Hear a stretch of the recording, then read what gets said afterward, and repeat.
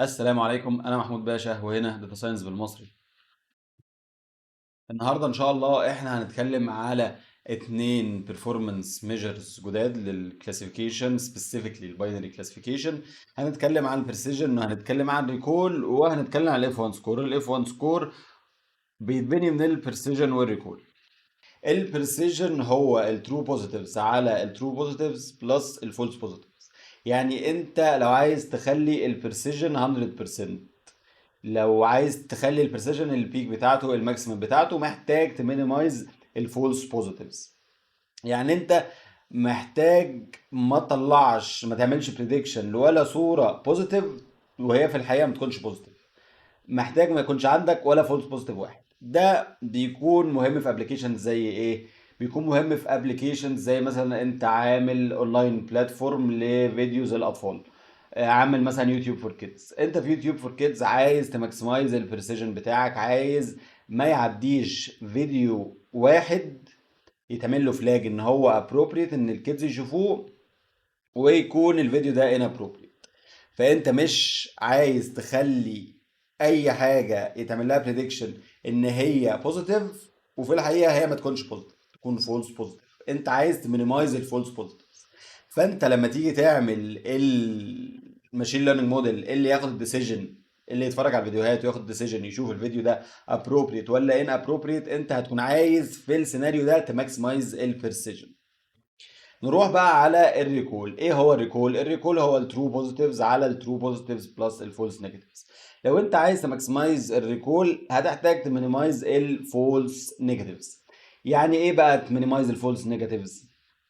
الفولس نيجاتيفز هي ان انت في حاجات من الاكشوال بوزيتيف كلاس طارت منك. معنى ايه الفولس نيجاتيف؟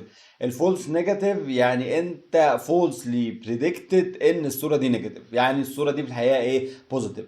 يعني انت الريكول بتحاول تنجح في كل الاكشوال بوزيتيف كلاس اللي موجود. كل الصور اللي في الحقيقه او كل الداتا بوينتس اللي في الحقيقه بوزيتيف انت عايز تلمهم كلهم. يعني لو انت عندك الفولس نيجاتيف بزيرو، انت هيكون الريكول عندك ماكسمايزد. هو ما بيكونش بزيرو، بس انت بتحاول تمينيمايز الفولس نيجاتيفز على قد ما تقدر. فانت في السيناريو ده عايز تكابتشر عايز تنجح في كل البوزيتيف كلاس، الاكشوال بوزيتيف كلاس. مش عايز حاجه تكون اكشوالي بوزيتيف وانت تنساها. فانت لما تكون عايز تحقق السيناريو ده، لما ده يكون هدفك، انت بتكون محتاج تماكسمايز الريكول. الريكول بيجيت ماكسمايزد في سيتويشن ايه؟ مثلا انت بتعمل ابلكيشن ايه؟ انت مثلا بتعمل ابلكيشن في السي تي في كاميراز في السوبر ماركت، والراجل السوبر ماركت اونر عايز ما يكونش فيه واحد بس يسرق حاجه من السوبر ماركت يطلع. فاحنا هيكون عندنا ايه هنا البوزيتيف كلاس؟ هيكون عندنا البوزيتيف كلاس ان البني ادم ده سرق. فانت لما تماكسمايز الريكول انت هتمينيمايز الفولس نيجاتيفز. فانت هتخلي الناس اللي جيت ليبلد ان هم سرقوا، احنا قلنا البوزيتيف كلاس ان هو سرق، فهتخلي الناس اللي جيت ليبلد ان هم سرقوا اكتر. انت كده ممكن الراجل السكيورتي جاي بتاعك يروح يتكلم مع ناس، يتشيك ناس ما سرقتش، بس انت مش هتفوت ولا واحد سرق. هو ده الريكول. ننزل بقى على الاف 1 سكور. الاف 1 سكور هو الهارمونيك مين ما بين البريسيجن والريكول. ايه بقى هو الهارمونيك مين ويفرق ايه عن مين العادي؟ الهارمونيك مين بيماكسمايز الاتنين مع بعض. يعني لما البريسيجن يكون اقل بيديله ويت اعلى، عشان خاطر بيعامل البرسيجن والريكول ان هما الاثنين مهمين، هما الاثنين ليهم نفس الاهميه. فبيوصل للنقطه اللي البرسيجن بالماكسيمم بتاعته والريكول بالماكسيمم بتاعته الاثنين مع بعض في نفس الوقت. هو ده الهارمونيك مين. بيفرق عن المين العادي ان المين العادي ما بيديش ويت للكلاسز الاضعف. نروح على الكود نشوف الدنيا عامله ازاي، الدنيا ماشيه ازاي في الكلام ده. احنا هنا بنعمل لودنج للداتا. عايز تعرف احنا ازاي عملنا لودنج للداتا هتلاقيها في الفيديو اللي كنا بنشرح فيه الكونفيوجن ماتريكس. بس احنا هنا يعني عامه بنعمل لودنج للداتا. احنا الداتا سيت عندنا الامنس داتا سيت فيها 10 كلاسز. احنا حولناها من ان هي مالتي كلاس كلاسيفيكيشن ان هي في 10 كلاسز، حولناها لان هي فيها 2 كلاسز بس. اول كلاس البوزيتيف كلاس ان الصورة رقم 5، تاني كلاس ان الصوره مش رقم 5. الامنس داتا سيت عباره عن داتا سيت فيها صور لهاند ريتن ديجيتس، زي ما احنا قلنا من رقم 0 لحد رقم 9. احنا قلبناها خليناها باينري كلاسيفيكيشن تاسك. ننزل هنا على الكلاسيفاير. الكلاسيفاير اللي احنا هنستخدمه هو الستوكاستيك جريدينت ديسنت. ايه هو الستوكاستيك جريدينت ديسنت؟ هنتكلم عليه في فيديو تاني. هنا بنعمل ديفينيشن للكلاسيفاير، بنعمل فيت، بنعمل ترين للكلاسيفاير باستخدام التريننج سيت. بعد كده بنعمل بريدكشن على التريننج داتا وبيطلع لنا البريدكشن اري. انت في الطبيعي طبعا ما بتعملش دي كده اسمها ان سامبل تريننج. ده لما انت تكون شغال على بروجكت انت ما بتعملش كده. ممكن تعمل كده تقيس الميتريكس بتاعتك على التريننج سيت، بس مش ده اللي بيكون بيطلع لك البرفورمانس الحقيقي، عشان ده بيكون بيعمل اوفر فيتنج في حاجه اسمها اوت اوف سامبل تريننج. بتستخدم الكي فولد فاليديشن، هنتكلم عليها ان شاء الله في فيديو بعدين. بس احنا بنعمل هنا كده عشان احنا عايزين نشرح ونوضح ايه هي البريسيجن، ايه هي الريكول، ايه هو الاف 1 سكور، وهم موجودين فين في خريطة البرفورمانس ماتريكس. بس كده عملنا البريدكشنز، واحنا هنا بنشوف في كام فاليو طلعت بفولس اللي هي مش رقم 5 ترجمتها، يعني في كام فاليو طلعت بترو اللي هي رقم 5 في البريدكشنز اري. وهنا ده الاكشوال ليفلز اري، في كام واحده فولس كام واحده ترو. هنا احنا دي اتكلمنا عليها في فيديو كونفيوجن ماتريكس، هي دي كونفيوجن ماتريكس. واحنا اتكلمنا ان الكونفيوجن ماتريكس فيها الفاليوز اللي بنبني بيها الريكول والبرسيجن والاف 1 سكور والميتريكس الثانيه هنتكلم عليها بعدين برضو.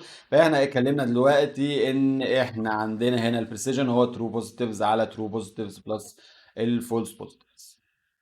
نكتبها عشان خاطر يعني نبقى شايفين الدنيا عامله ازاي. هي كده كده انت ممكن تعمل لها امبورت في اس كيو ليرن على طول، بتروح جاي عامل امبورت للبرسيجن وبتروح جاي عامل امبورت للريكول، وبرسيجن سكور فانكشن موجوده جاهزه بتروح جاي بس مديلها الاثنين اريز. احنا هنا بنعملها مانيوال عشان خاطر نشوف هي فعلا بتحسب ازاي. فاحنا مثلا نكتب هنا البرسيجن ايكوال، قلنا ايه؟ قلنا ترو بوزيتيفز. ترو بوزيتيفز. هو الاي اي ما بيخليش حاجه، هو مش عايزني اكتب اصلا حاجه. بس احنا بدل ما هي مكتوبه ترو ترو ترو فولس والحاجات دي، خلينا نظبط اساميها. او في الحقيقه مش محتاجين يعني نظبط اساميها ولا ما نظبطش؟ ماشي، تعال نظبط اساميها. نسمي دي الترو بوزيتيفز، ونسمي دي ال true negatives، ونسمي دي ال false positives، ونسمي دي ال false negatives. عشان احنا كده لما نيجي هنا تحت نكتب تاني لل AI نقول له يا عم اعمل لنا كده، هو يبقى جاي كتب على طول، مش محتاجين احنا نعمل اي حاجة. لو عملنا لها رن راح جاي مطلع لنا ايرور عشان بيقول لك دي not defined، عشان احنا محتاجين نعمل رن دي الاول. نعمل ران تاني راح جاي مطلع لنا بريسيجن، والفانكشن بريسيجن بتاعت اسكلرن بتطلع لنا برضو نفس الفاليو. عملنا الريكول. ممكن تعمل الريكول بنفس الطريقه، ترجع للايكويشن هنا تشوف الايكويشن عامله ازاي وتروح جاي كاتب انت الايكويشن هتطلع لك عشان تفهم بس الفانكشن من جوه بتعمل ايه. بس عامه هو الريكول 88% والبريسيجن 68%. لو هنتكلم على الاف 1 سكور، احنا قلنا ان الاف 1 سكور بيماكسمايز الاثنين مع بعض بيوصل للنقطة، واحنا دي هنتكلم عليها ان شاء الله في الفيديو الجاي. الفيديو الجاي هيتكلم عن التريد اوف اللي ما بين البريسيجن والريكول، عشان انت لما بتعلي الريكول البريسيجن بيقل، لو بتعلي البريسيجن الريكول بيقل. فالاف 1 سكور بيجيب لك البوينت اللي البريسيجن والريكول الاثنين فيهم ماكسيموم. فاحنا لما نيجي نحسب الاف 1 سكور هنلاقي الاف 1 سكور بتاعنا 77%. خد بالك احنا الريكول كان كام؟ كان 88%، والبريسيجن كان كام؟ 68%. الاف 1 سكور مترك اكثر شفافيه، مترك بيبين البرفورمانس احسن، لان هو يعني انت لو بصيت على البريسيجن بس هتقول ايه ده انا الموديل بتاعي وحش. لو بصيت على الريكول بس هتقول ايه ده الموديل بتاعي جامد. لو بصيت على الاف 1 سكور هتقول انا الموديل بتاعي كويس، 77% ما بين الاثنين. هي دي الحكايه، وهي دي البريسيجن الريكول الاف 1 سكور. انا محمود باشا، وهنا داتا ساينس بالمصري.